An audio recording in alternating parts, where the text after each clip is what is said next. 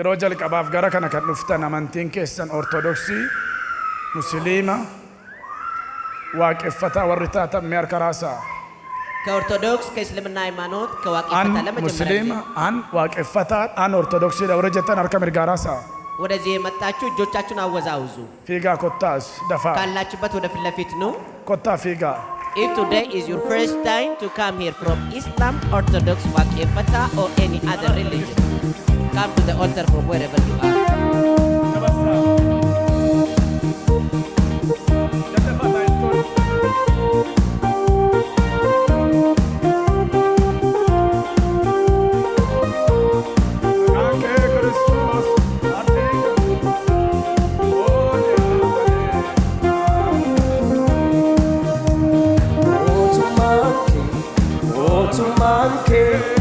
Motumanke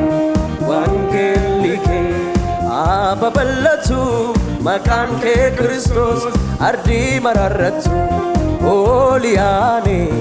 amullatu motumanke wangelike ababallatu makanke Kristos ardi mararratu Oliane amullatu motumanke wangelike ababallatu makanke Kristos ardi mararratu Oliane amullatu motumanke wangelike ababallatu makanke Kristos ardi mararratu oliane amullatu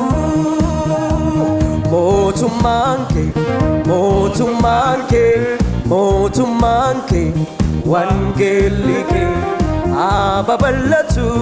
makanke Kristos ardi mararratu oliane amullatu Hallelujah Gofta taf yu foichu kan dandawa kawa gotaf Wow Baganagan nuftan Mesinum tiduwan iyati amen jada Amen Ulfud arkalamman Sagale ulfud naduka bu'a jada wanan jadu Isa sin dubbattan kanattu sin fayyisa waan ta'eef nanaman haidha ilma Waaqayyo Yesuusitti akka inni naa du'ee garaa kootti nanamana akka inni du'aa ka'ee arraba koon dhugaan ba'a guyyaa kanaa kaasee biyya lafaa seexanaaf hojii isaa ganeera Yesuus Kiristoosiin fayyisaa lubbuu koo gooftaa jireenya koo godhee fudhadheera maqaa koo galmee jireenyaa irratti naa caafi abaarsa narra jiru dhukkuba narra jiru iyyuma narra jiru galma kee Yesuusiin narraa kaasi waan na simatteef si haa galatu Amen Amen Amen Wow gammada Hallelujah gammada waa'ee keessaniif Waaqa irratti gammachuu guddaatu jira dhukkubaaf rakkina qabdaniif gubbaa dhufeensinii kadhadhaa wangeelaawii duukachi garagalaa deemaa gubbaa dhaqaa fuudhii deemi lubbuun ammi kun mootummaa Waaqayyootti dabalamuun boojuu guddaadha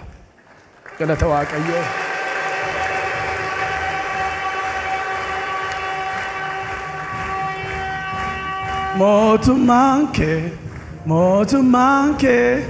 motumanke wangelike makanke Kristos